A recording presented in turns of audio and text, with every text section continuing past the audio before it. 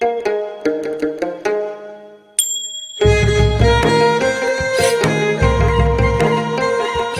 नेपालद्वारा तानसेन नगरपालिका पाल्पाको समन्वयमा तथा देववाणी संस्कृत तथा साधारण मावि, जनप्रिय मावि र लुम्बिनी मावि पाल्पाको सहकार्यमा उत्पादित यो कार्यक्रम ग्रिन तारा नेपाल, फेडो नेपाल र ऋण नेपालबाट संयुक्त रूपमा सञ्चालित स्ट्रङ गर्ल्स प्रोजेक्टको एक अंश हो। यसमा करुणा जर्मनी तथा जर्मन सरकार BMZ को आर्थिक सहयोग रहेको छ।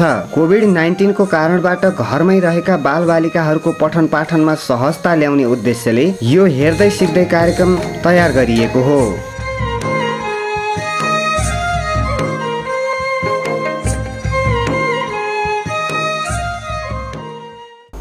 विद्यार्थी भाइ बहिनीहरूलाई आजको कक्षा कोठामा स्वागत छ। आज हामी देशका वीरहरूप्रति सम्मान गर्दै एउटा बाँसुरीको धुनबाट सुरुवात गर्छौँ। आजको कक्षा सुरु गरौँ है त।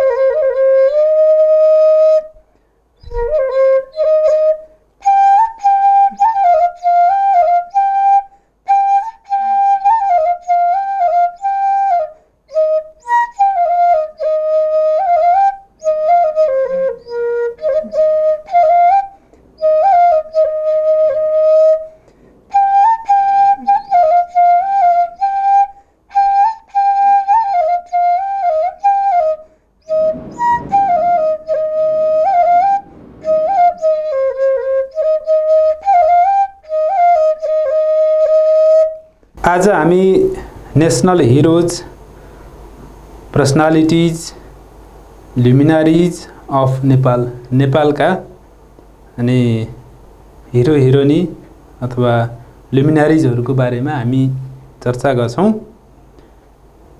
Among them, a very few are listed as being the national luminaries. Now, altogether 16 persons have been declared the national luminaries. भाइ बहिनीहरू, हामीले हाम्रो देशको गौरव गर्न लायक धेरै हाम्रा पुर्खाहरू हुनुहुन्छ। उहाँहरूमध्ये केही व्यक्तिहरू जो राष्ट्रको लागि असाध्यै धेरै राम्रो काम गर्नुभएको छ, त्यस्ता व्यक्तिहरूको बारेमा आज हामी पढ्छौँ। हाम्रो देशमा 16 जना त्यस्ता व्यक्तिहरू हुनुहुन्छ जसले हाम्रो देशको गौरव बढाउन असाध्यै महत्त्वपूर्ण योगदान गर्नुभएको छ। अर्को स्लाइड हेरौँ त।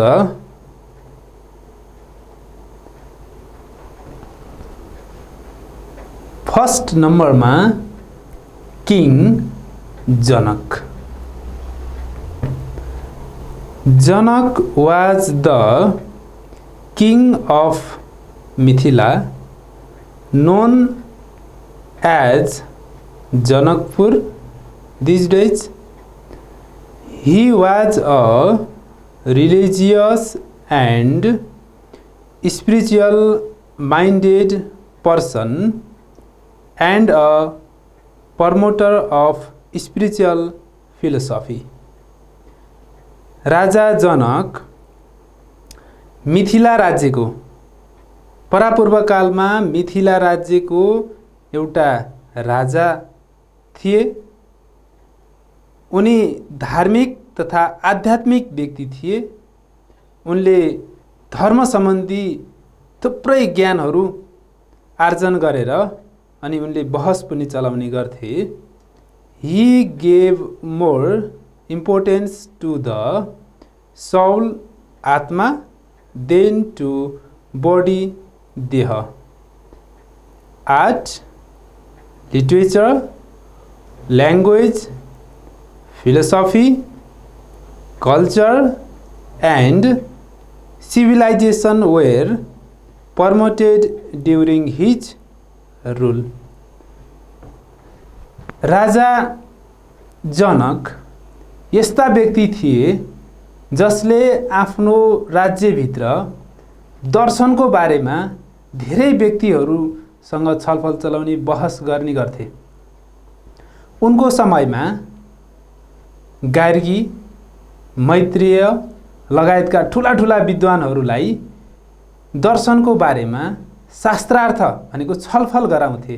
त्यसकारण पनि उनले यो नेपाललाई हाम्रो फिलोसफीको दर्शनको माध्यमबाट विश्वलाई चिनाउने प्रयत्न गरे। यसकारण पनि उनी हाम्रा देशको एउटा असाध्यै हामीले बिर्सनै नहुने व्यक्तिको रूपमा परिचित छन् है त।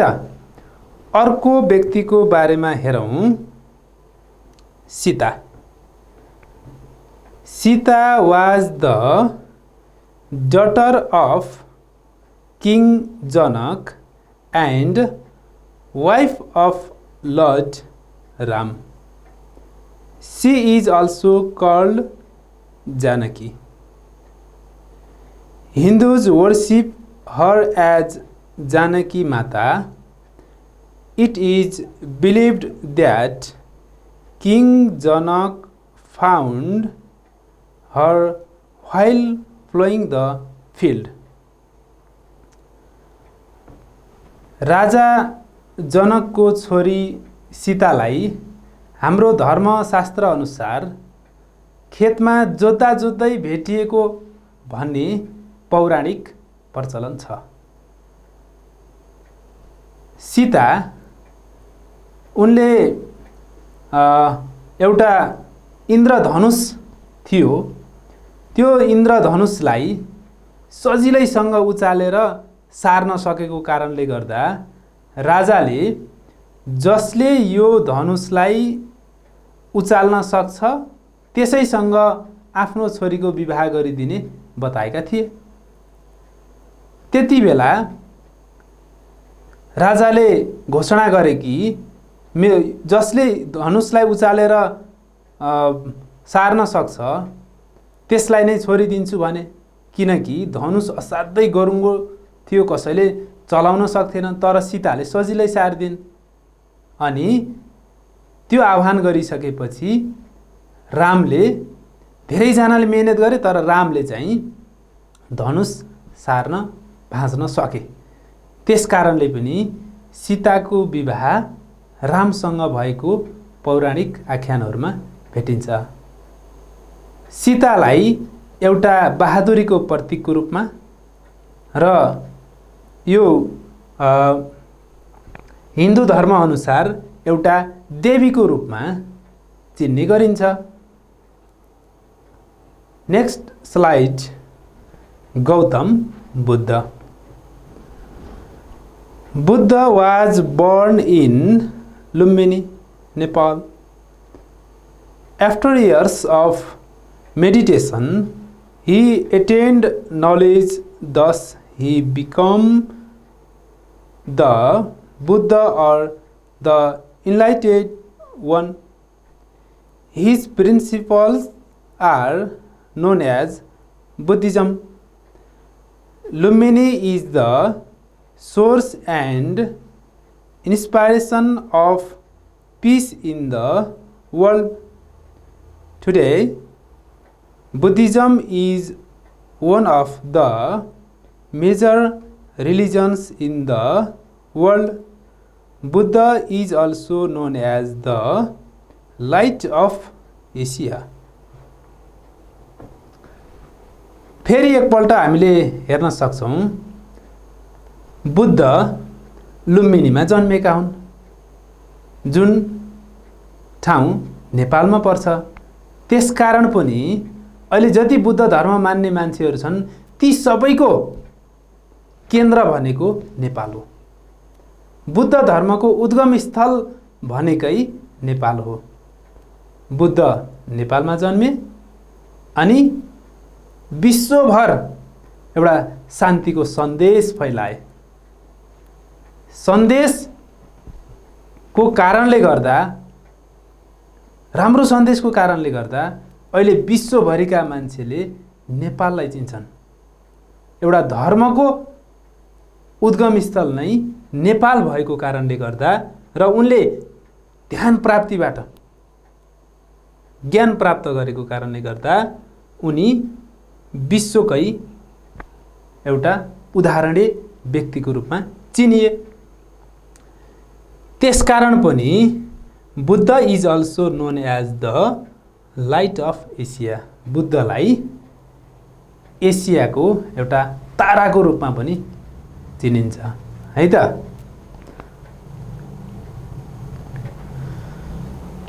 Anshu Varma, he was one of the famous person from the Licchavi period. उनी लिच्छवी पिरियडका एउटा चर्चित व्यक्ति थिए। During his period Nepali art and architecture reached its height. The Licchavi period is also called the golden period in the history of Nepal. Kailash Bhavan is an example of his great work. Anshu Varma पनि एउटा नेपालका चिनारी हुन्, किनकि अंशु वर्माले उनको समयमा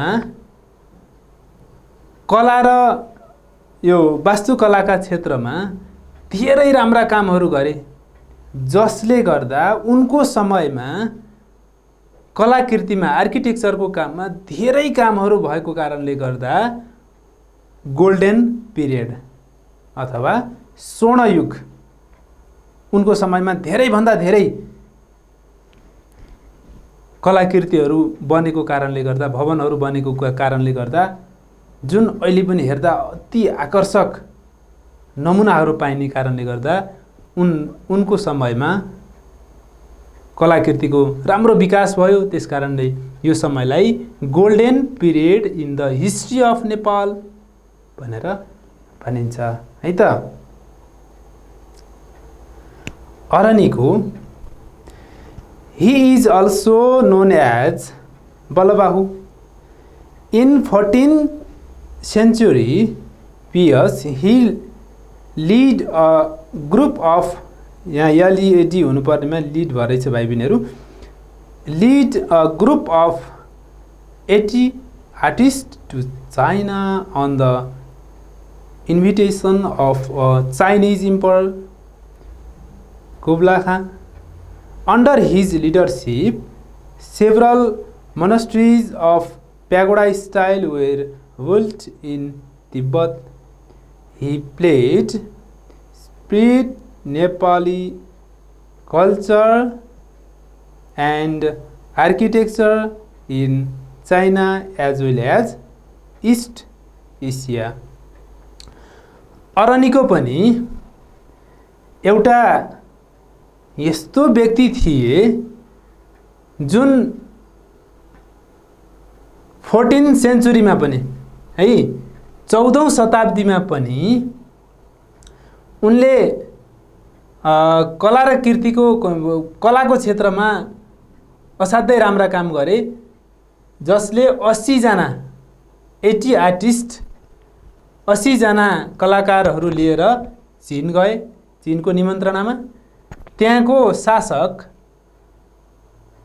Kublai खान उसले त्यहाँ काम लगायो। लगाइसकेपछि त्यहाँ प्यागोडा स्टाइलका, जुन प्यागोडा स्टाइल भनेको 2 वा 2 भन्दा बढी तला भएको जुन मन्दिरहरू हुन्छ त्यस्तो प्यागोडा स्टाइलको मन्दिरहरू बनाउने काममा उनको असाध्यै ठुलो योगदान भयो र त्यो काम गरे बापत त्यति बेलाको त्यो कुब्ला खाँको सरकारले उनलाई एकदम ठुलो सम्मान पनि दिएको छ। उनले चीनमा धेरैभन्दा धेरै आर्किटेक्चर यो आर्किटेक्टका कामहरू गरे जसले गर्दा उनी इस्ट एसियामा एकदम चर्चित आर्किटेक्टको रूपमा चिनिन्छन् है त भाइ बहिनीहरू। Ram Shah was one of the great rulers of Gorkha. He was very famous for his justice. He made regulations in his kingdom. He established many courts and provided equal justice to his people. न्याय नपाए गोर्खा जानु was the very famous saying during his time. He introduced a standard system of weight, scale and measurements. Mana, pathi, dhak, tarazu, etc. were introduced by him in Nepal. Ram शाहले पनि कति राम्रा काम गरेका रहेछन् है। राम शाहले सर्वप्रथम यो मेजरमेन्ट नापतौलमा एक रूपता ल्याउनको लागि उनले माना, पाथी, ढक, तराजु यस्ता चिजहरू लागू गरे। एउटै आकारको एउटै आकृतिको बराबरी जाने गरी, जस्तै पाथीमा नेपालको पूर्वी भागमा नापे पनि त पाथीमा बराबर जान्छ, पश्चिममा नापे पनि बराबर जान्छ। माना, पाथी, ढक, तराजु यो प्रचलनमा ल्याउने काम चाहिँ राम शाहले गरे। उनले सामाजिक सुधारमा त यो गरे, अझै ठुलो सामाजिक सुधार, अझै राम्रो सामाजिक सुधार के गरेका छन् भने भाइ बहिनीहरू, उनले न्याय नपाए गोर्खा जानु भनेका छन्। किन भनेको होला यस्तो? किनभने यदि कोही अन्यायमा परेको छ भने गोर्खा गयो भने न्याय पाइन्छ है। किन भन्दा त्यहाँको शासकले न्याय दिलाउँछ, त्यहाँको शासकले असाध्यै न्यायको पक्षमा, जनताको पक्षमा आवाज उठाउँछ, जनताको पिरमर्का बुझ्छ। यस कारणले पनि न्याय नपाए गोर्खा जानु भनेर उनको पालामा यति राम्रो काम भएको थियो। एउटा न्याय नपाए गोर्खा जानु, अर्कोतिर फेरि मानापाती, ढक, तराजुको सिस्टम बसालेर सबै ठाउँमा एकरूपता कायम गर्न सफल एउटा राजाको रूपमा राम शाहलाई चिनिन्छ।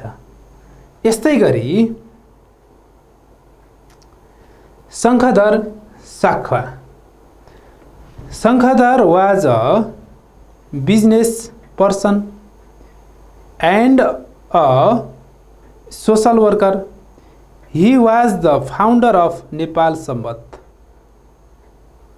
which was started on 879 936 BS.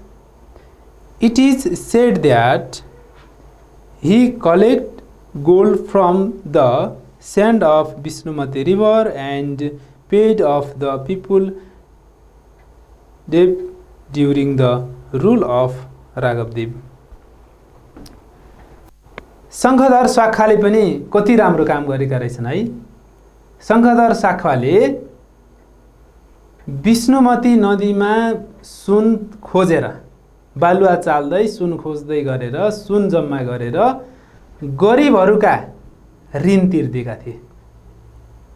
कसको समयमा? राघवदेवको शासनकालमा। अनि उनले नेपाल सम्मत पनि चलाए। नेपाल एकातिर नेपाल सम्मत चलाएको छन्, अर्कोतिर गरिबहरूका ऋण तिर्दिएका छन्। त्यस कारणले उनी राष्ट्रिय विभूति भए है। अहिलेसम्म हामीले यो राष्ट्रिय विभूतिहरूको बारेमा बताइरहेका छौँ नि, उनी पनि राष्ट्रिय विभूतिको बारेमा राष्ट्रिय विभूति पर्न सफल भए। यहाँ हेरौँ त, उनी एउटा सामाजिक सोसल वर्कर, सामाजिक कार्यकर्ता थिए। उनी फाउन्डर अफ नेपाल सम्मत, नेपाल सम्मतका सुरुवातकर्ता थिए। यस्ता राम्रा काम गरेको कारणले उनी पनि राष्ट्रिय विभूति भए। हामीले पनि देशको लागि राम्रो काम गर्नु पर्दो रहेछ भन्ने त भयो होला नि, होइन भाइ बहिनीहरू? अर्को व्यक्तिको बारेमा हेरौँ। यो औँला यसरी उठाएपछि को होला भन्ने त हामीले चिन्छौँ नि, होइन? हामीले शालिगहरूमा अथवा यो फोटो देख्दा बित्तिकै यो औँला ठड्याएपछि को? पृथ्वीनारायण शाह। हेरौँ त अब। He was the king of Gorkha. During his rule, Nepal was divided into small kingdoms called Baise and Chobise Rajya. Prithvinarayan Shah unified all the small kingdoms and made Nepal a strong kingdom. So, he is called the founder of modern Nepal. अब पृथ्वीनारायण शाहको बारेमा त मैले धेरै बताइरहन पर्दैन होला है, तैपनि 22-24 राज्यहरू, पाल्पा पनि एउटा राज्य थियो है। पाल्पा जस्तै अरू धेरै 22-24 राज्यहरू थिए। ती राज्यहरूलाई मिलाएर एउटा सिङ्गो नेपाल बनाउने अभियानमा पृथ्वीनारायण शाह लागे। उनी नुवाकोटबाट आक्रमण सुरुवात गरे र धेरै ठाउँमा विजय प्राप्त गर्दै गर्दै गर्दै गर्दै अनि उनी एउटा वीर पुरुषको रूपमा पनि अहिले हामीले चिन्छौँ। त्यसकारण पनि उनी एउटा राष्ट्रिय विभूति बन्न सफल भए।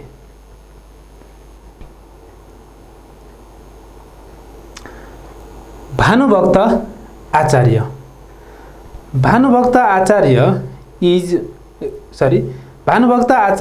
was born in 1814 in Tanahu. He translated the epic Ramayana into Nepali language and wrote many books of poetry. Because of his great contribution to Nepali literature, he received the title of आदिकवि। हामीलाई कहिलेकाहीँ हाजिर जवाफहरूमा पनि आदिकवि भनेर कसलाई चिनिन्छ भनेर भन्छ नि, होइन? प्रश्न आउँछ नि, हो कसलाई रहेछ आदिकवि भनेर? भानुभक्त आचार्यलाई चिनिने रहेछ। भानुभक्त आचार्य आदिकवि हुन्। भानुभक्त आचार्य कहाँ जन्मेका छन्? तनहुमा जन्मेका छन्। उनले रामायणलाई नेपालीमा ट्रान्सलेट गरे। त्यस्तै गरी उनले नेपाली साहित्यमा धेरै बुकहरू निकालेर ठुलो योगदान पुर्याए। अनि खास गरेर नेपाली भाषाको जग बसाल्ने काममा उनको ठुलो योगदान छ। त्यसकारण पनि उनी राष्ट्रिय विभूतिमा पर्न सफल भए। Motiram Bhatt. He is known as the Yuva Kavi, which means the youth poet. Motiram Bhatta has written many poems and ghazals in the Nepali language. He established the printing press in Nepal. Motiram Bhatt जो युवा कवि हुन्, उनले नेपालमा गजलको सुरुवात गरे। गजल लेखनको सुरुवात गरे। त्यस्तै गरी उनले नेपालमा प्रिन्टिङ प्रेसको स्थापना गर्न सफल भए अनि उनका धेरै कृतिहरू छन्। कम उमेरमा असाध्यै 30 वर्षको उमेरमै उनको निधन भए तापनि उनले नेपाली साहित्यका क्षेत्रमा गरेको योगदान ज्यादै अविस्मरणीय छ। त्यस कारणले पनि उनी एउटा यो लुमिनारिज नेसनल लुमिनारिजभित्र पर्न सफल भए, राष्ट्रिय विभूतिभित्र पर्न सफल भए। अमरसिंह थापा हेरौँ त। अमरसिंह थापाको फोटो हेर्दा बित्तिकै नै हामी अनुमान गर्न सक्छौँ एउटा लडाकु हुन् उनी भनेर अनुमान गर्न सक्छौँ। Amar Singh Thapa was a brave soldier and warrior. He led the Nepalese army during the Anglo-Nepal War 1814 to 1816 AD. Amar Singh took the responsibility of protecting western Nepal. Amar Singh Thapa पनि एउटा बहादुर सिपाही थिए, लडाकु थिए। उनी नेपाल अंग्रेज युद्धको समयमा जुन ईस्ट इन्डिया कम्पनीसँग नेपालको लडाईँ भएको थियो, कहिले 1814 देखि 1816 सम्म, यति बेला अमर सिंह थापालाई नेपालको पश्चिमी भागको सुरक्षाको जिम्मा दिएर लड्नको लागि पठाइयो। यो बेलामा उनले बहादुरी पूर्वक लडेर अनि देशको रक्षा, सीमाको रक्षा गर्ने काममा ठुलो योगदान पुर्याएका थिए। त्यस कारणले पनि उनको नाम नेपाली इतिहासमा स्वर्ण अक्षरले लेखिएको छ है भाइ बहिनीहरू।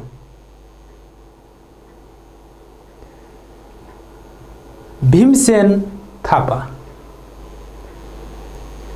Bhimsen Thapa was the Prime Minister of Nepal during the Anglo-Nepal War.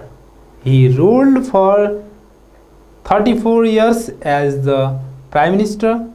He was a clever diplomat and true patriot. Bhimsen Thapa पनि नेपालका प्रधानमन्त्री थिए। कति बेला? जब नेपाल अंग्रेज युद्धको समयमा उनी नेपालमा प्रधानमन्त्री थिए। उनले नेपालमा 34 वर्षसम्म प्रधानमन्त्री भएर शासन गरे। अहिलेसम्मका प्रधानमन्त्रीहरूमा सबैभन्दा लामो समय शासन गर्ने प्रधानमन्त्री यिनै हुन्।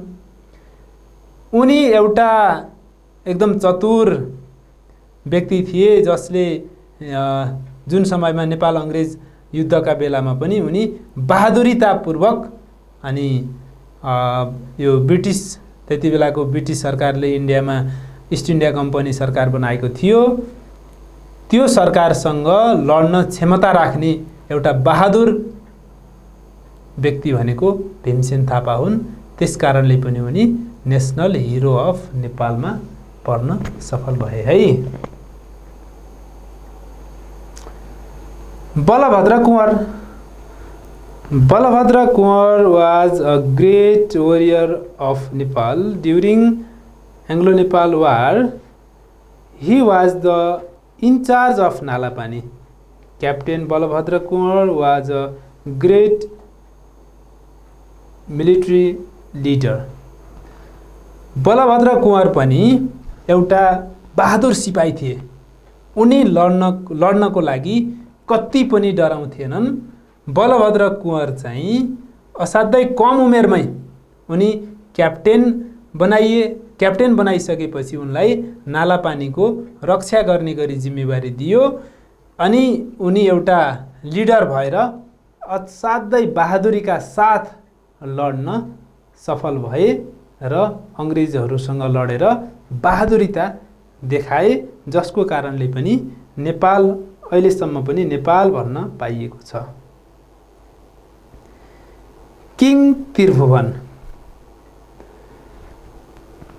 He played a very active role to end the Rana rule in Nepal.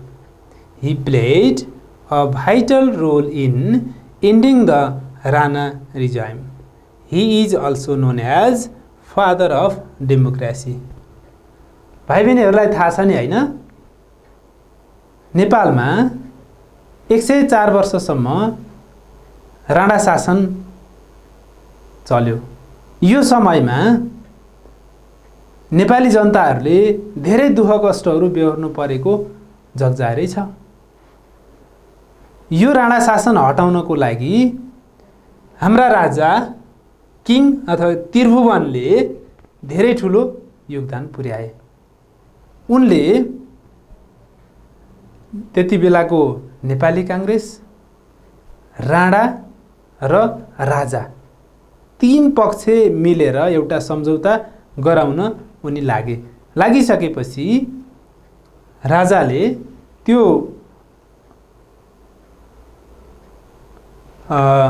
राणाकालीन समयलाई पूर्णतया अन्त्य गर्न एउटा ठुलो योगदान पुर्याएको कारणले गर्दा उनी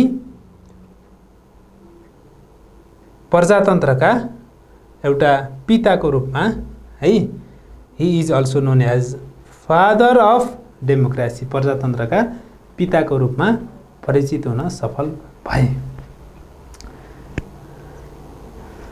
महागुरु फाल्गुनन्द,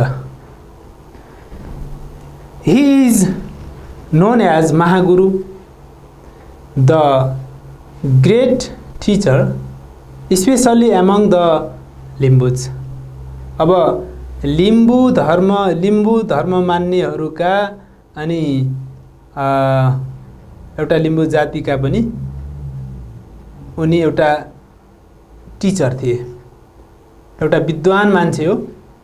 ही is remembered for his outstanding socio cultural and religious messages in the Limbu. उनले लिम्बुहरूको लागि मात्रै नभएर एउटा देशकै लागि पनि लिम्बुहरूको अस्तित्वलाई उजागर गर्ने काममा ठुलो योगदान पुर्याउन सफल भए। त्यसकारण पनि महागुरु फाल्गुनन्दलाई हामीले राष्ट्रिय विभूतिको रूपमा मान्छौँ। Pasang Lamu Sherpa, she is the first Nepalese woman to have climbed the summit of Mount Everest.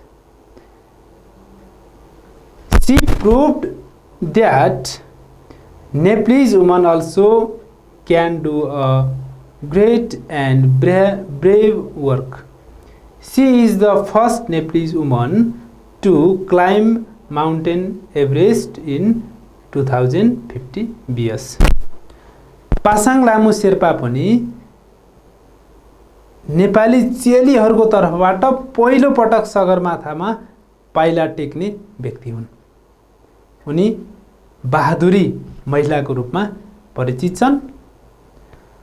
उनी सगरमाथा आरोहण गरिन् र फर्कने क्रममा उनको देहावसान पनि भयो अथवा मृत्यु भयो। तर पनि नेपाली महिलाहरू पनि बहादुर छन् है भनेर विश्वलाई चिनाउन सफल पासाङ लामु शेर्पा हाम्रो राष्ट्रिय विभूतिको रूपमा चर्चित छन्। हामीले 16 जना राष्ट्रिय विभूतिहरूको बारेमा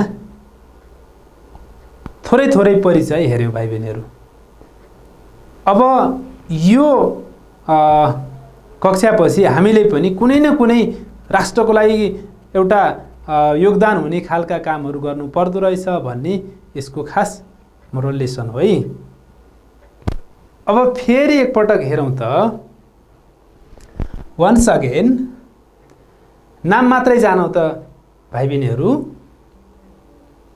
किङ जनक, सीता, गौतम बुद्ध, अंशु वर्मा, अरनिको, राम शाह, शङ्खधर सख, पृथ्वीनारायण शाह, भानुभक्त आचार्य, मोतीराम भट्ट, अमरसिंह थापा, भीमसेन थापा, बलभद्र कुँवर, महागुरु फाल्गुनन्द, पासाङ लामु शेर्पा।